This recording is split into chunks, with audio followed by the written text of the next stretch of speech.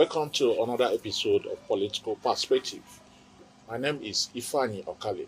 With me today is the younger brother to the leader of IPOB, Mazi Nnamdi. You're welcome.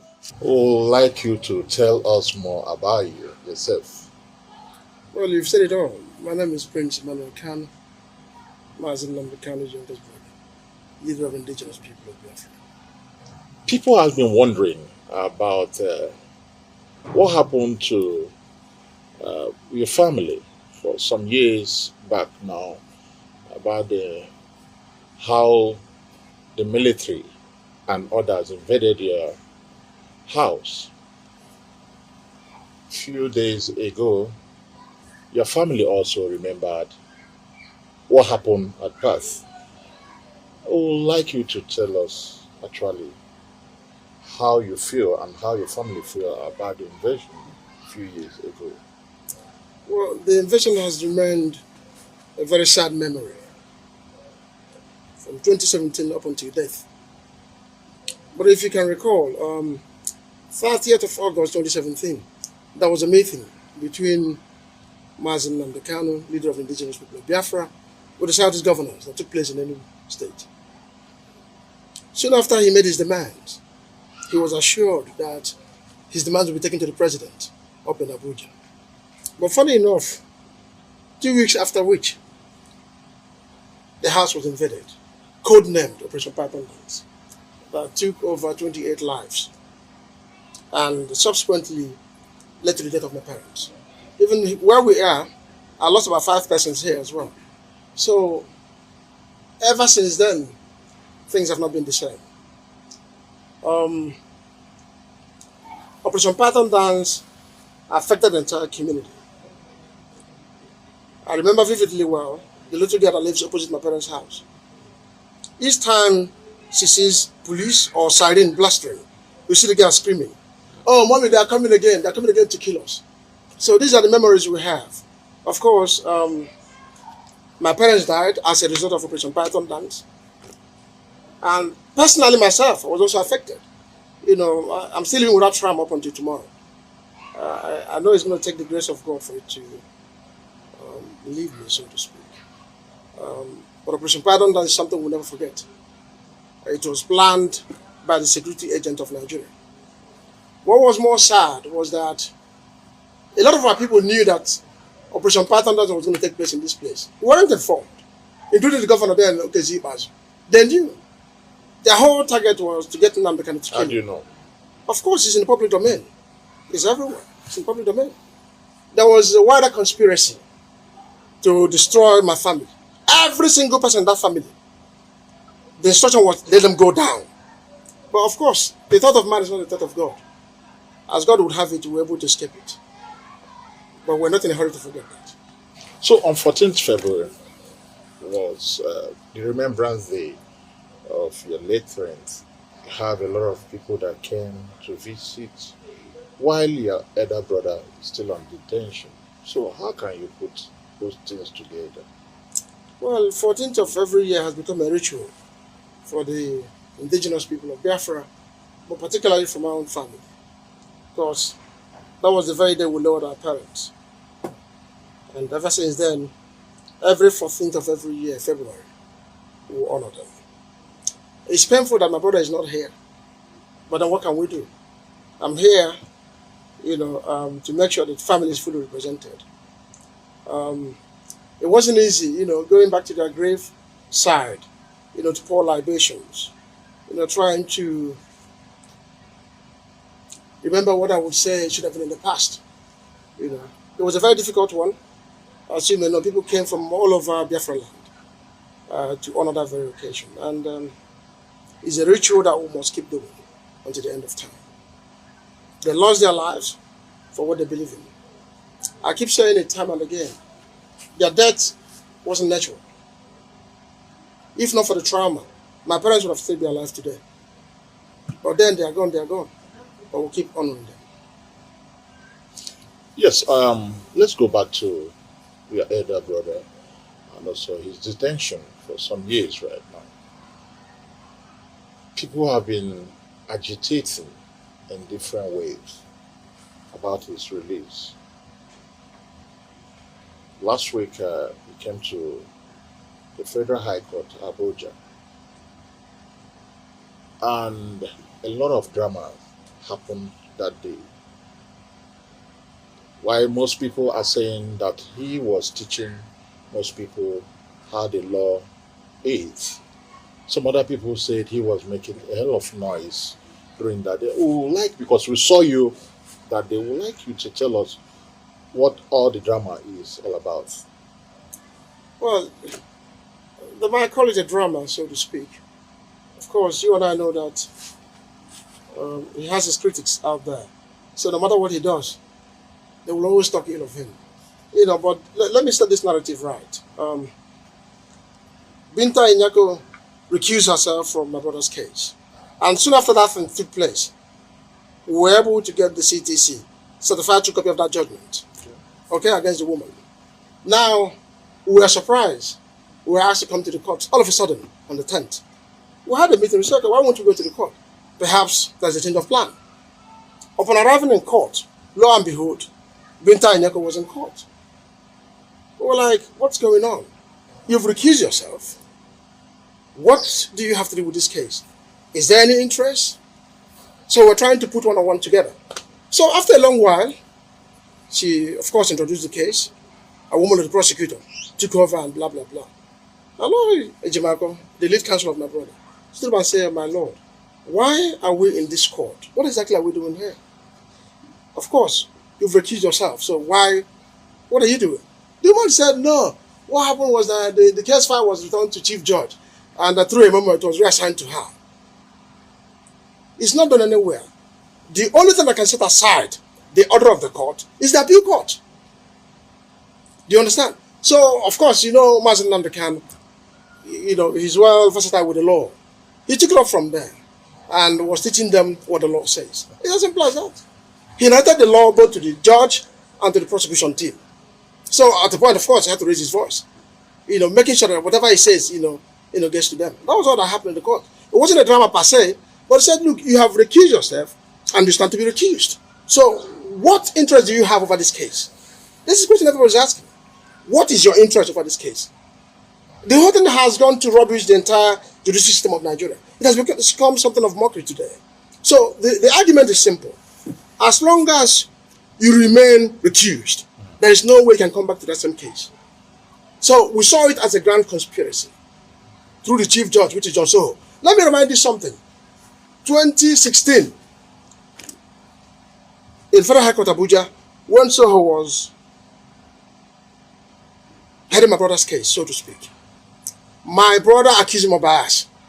He recused himself. He made no attempt to come back to that matter. So how come this one is completely strange and different from other cases we've ever seen? Why are you insisting that Binta Inyako must, handle this case? What is the interest? Make no mistake, from the findings we've made, he was in Lagos when my brother was renditioned from Kenya to Nigeria. It was Malamide and the Attorney General of the Federation that asked him to come over to Abuja to take care of this case. Do you understand? Then automatically the case was assigned to Binta Inyako. So you can see, coming from Malami to John Soho and now to Binta Inyako, you can see that conspiracy to know these people. So the whole idea is to have Martin Namdekano put to jail. Then after we can now ask for presidential pardon. But it's impossible. He has committed no crime up until today. We even went as far as asking for going for prima facie. They were unable to produce evidence before the court. All they wanted was to bring all the security agents, come and testify, whatever you say stands. But with Martin Namdekano, it's not going to work. Things must be done and must be seen to be done right. That is where we are today. Still discussing about the leader of IPOB, Mazi Nandekalo, his detention in DSS. So with me today is still the younger brother, Mr. Prince Carlo, with me. Sir, we also have some other questions to ask you. Last time in a media chat with the governor of Abia State, There's a question that was thrown to him about how far has he gone to make sure Mazen Nnamdi Kanu is out from detention. His answer is he is doing a background work to make sure he will be back. So let me go back to you and what's the relationship with your family and the governor of Abia State? How far has he tried to make sure that your brother is out? Secondly is the Southeast governors, what have they done to make sure or to hear from your brother or to make sure that your brother is out from detention? Well, it's a very good question to ask. From what I know, from 2017 up until today, I'm not sure they have done enough. Or should I say they have done absolutely nothing to secure the release of Mazen Nnamdi Kanu. The big question is this. Since 2021 up until today, the Southeast Governors Forum as a body is yet to meet with Mr. President. Why is it taking longer than necessary? The case of Igboho was something completely different. You saw the Yoruba elite, all the politicians, all of them went to Benin Republic to make sure they secure the release of Sunday Igboho. How come in the case of Mazen Nnamdi Kanu, the governors are completely silent? Like I've said, they are complicit in what is happening. Either they are beneficiaries of insecurity, because if they want peace in Alibo, by now they would have done something. I repeat, why have they not been to see Mr. President up until today? What are they afraid of? I've listened to some of the things they are saying, because some of them said they're elected leaders, so to speak. Nnamdi Kanu is not elected. So when it comes out, what's going to happen? They are more concerned with his post-release more than anything. They are not even worried about Alibo to be secured. But like I've said, Nnamdi Kanu meant well for everybody. He is not part of the problem, he's part of the solution. I keep saying this over and over again. So why have they not, up until now, met with Mr. President? A few months ago, I saw them on the media saying, oh, very soon we're going to secure Mazen Nnamdi Kanu's release. We're going to meet with Mr. President. What is keeping them up until this point? Don't you think they're doing that background? No, nothing has been done. Let them go and see Mr. President and demand for the release of Mazen Nnamdi Kanu. You see what will happen. President is not a fool. If Nnamdi Kanu is your son, come and see me so we can sit down and find a way out. I've said this before. Bullet and guns will not solve the problem. The only thing that will solve this problem is having meaningful conversation, a round table. On a round table. A meaningful conversation on a round table, eyeball to eyeball. That's the only thing that will bring peace. Not the court. Not guns and bullets. Not all the bickerings here and there. No. The only thing that will solve this problem is to sit down on a round table and then begin to look at the issues that are germane Mazen Nnamdi Kanu raised. Until that is done, I don't see us going anywhere. What are the issues? They are simple. He said they should revive all the moribund industries. He talked about good health system. He talked about dredging the River Niger. He talked about allowing Enugu to function as a full international airport. He talked about Akwa Ibom Seaport and the airport. He talked about the Iguacha, which is present day Port Harcourt, seaport and that of international airport. He talked about Simon Bakwe Airport, to be allowed to function as a full cargo international airport. These are his demands. There was no BIAFRA mentioned in it. Now, let me put this to you. The only functional seaport today, so to speak, is in Lagos.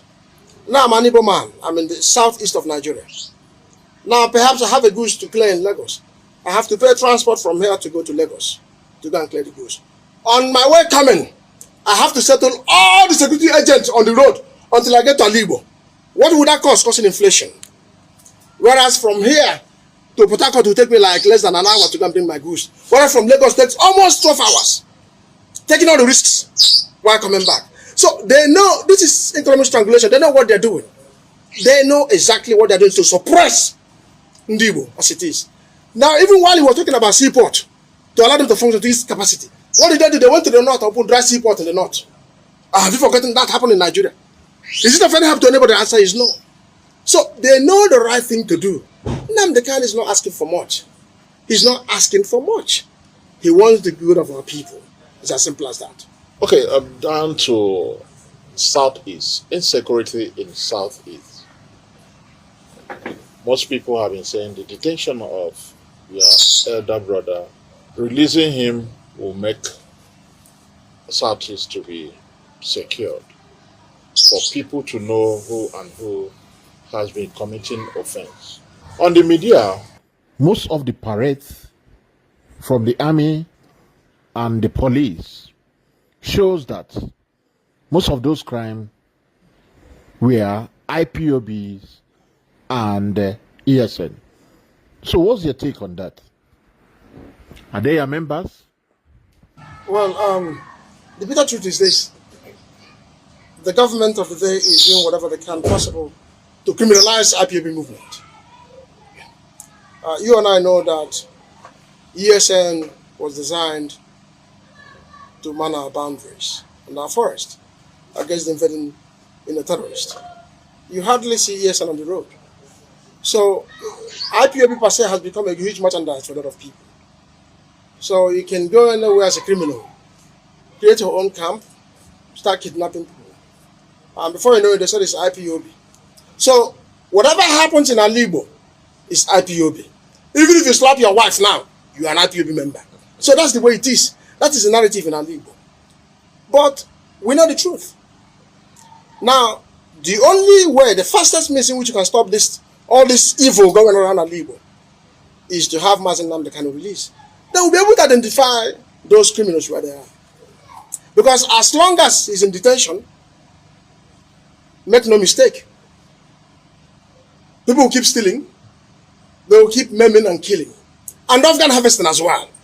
You know what? People come from all over Nigeria, even outside Nigeria, down to Southeast to kill and to do organ harvesting. But at the end of the day, they tag IPOB. Now look at the businessman in Anambra State that was caught by the so-called security agent. They told the man if he refuses to settle them, that they will tag him an IPOB member. So this is how bad it is in Alibo. So they are doing whatever they can to suppress IPOB. But it's impossible. It is extremely impossible because we understand the vision of IPOB. Of course, we're not criminals and we cannot be.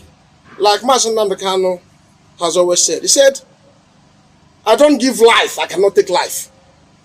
It's as simple as that. So, if they are not benefiting from insecurity, I repeat, by the power that be, particularly the Southeast governors, if they are not benefiting from insecurity, believe you me, they would have done something differently. Abacha once said, I'm sorry to quote this, that if insecurity lasts more than 24 hours, the government is involved in it. So, somebody somewhere is fighting hard to make sure they will rubbish the name of IPOB. That's what they're doing. They see IPOB as their biggest threat. You know, Chidera is the end. So it doesn't matter your level of effort to rubbish IPOB will not work. So what is happening today in Alibo, as long as you're a man, as long as you remain a criminal, a kidnapper, all you need to do is to go somewhere in the bush, open your own camp with BIAFRA flag, and then, you become an IPOB member. So whatever happens is IPOB. Even the security agents themselves, they are busy creating fake camps, tagging it IPOB camps, just to make sure they keep IPOB down. That is exactly what is happening. All right. Recently, the Deputy Speaker of the House of Rep, Right Honorable Benjamin Carlo, during the meeting of this new creation of Southeast Development Commission, after their meeting, he made a pronouncement and also begged the President of Nigeria for him to please release Mazi Nnamdi Kanu so that there will be peace in Southeast. What's your reaction on that?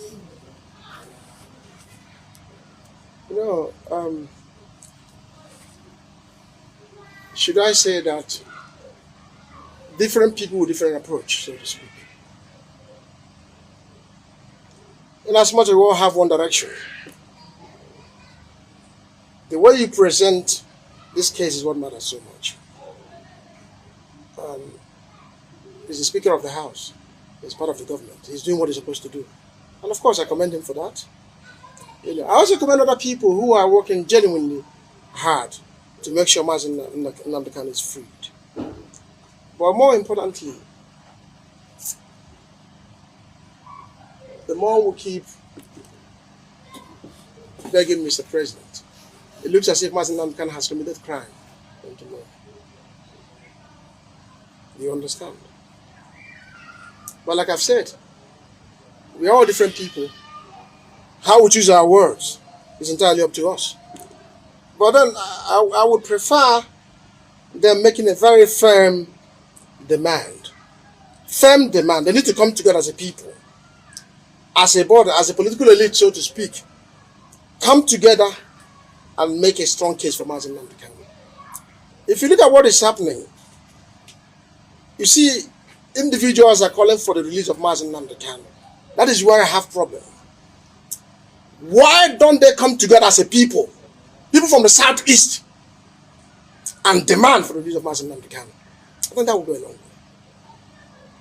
But like I've said, I have my respect for him. He's doing a whole lot of job, and I commend him for that. And for other people as well, I commend them. So what do you have to say about, like you've mentioned it here, that most people, some armed robbers and other people who use that name, IPOB or ESN, to commit crime. What's the message to them?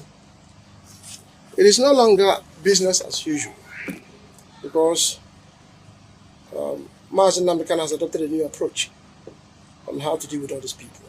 He has made it clear repeatedly. If you are in the bush, killing, maiming, or perhaps involved in organ harvesting, you had better stop now, because tomorrow might be too late for you. He has set mechanism in place that will checkmate all these people. As I speak to you now, it's ongoing. And he's not relenting about it. He's not happy. He said, I have come that my people might have a better life and not to destroy them. So, most of them caught today, some of them come from Benue State, some from the north and all of that. Not particularly from Alibo. You know, what they are doing is that let us do whatever we can to rubbish Alibo, to make sure this place is ungovernable. That's what a lot of people are doing in Alibo today. I remember the few of them that were caught the other day. They couldn't speak Igbo language. They are complete strangers. IPOB members? They're not IPOB members, they have insignia and all of it. So when you see them, you will assume they're IPOB members. By the time you engage them, you discover, oh, God, who are they? So a lot is happening. And the only person that can stop this evil is Mazen Nnamdi Kanu. I assure you, if he gets released today, within 24 hours, everyone will be silent. It will no longer be business as usual for the criminals. And they won't have any hiding place either. Well, thank you very much for being with us today. And don't forget, Political Perspective comes to you on ABN TV. And you can follow us on our all social media handles on YouTube, Facebook, Instagram, Twitter. Don't forget to subscribe and also visit our website at www.abntv.com.ng. Bye.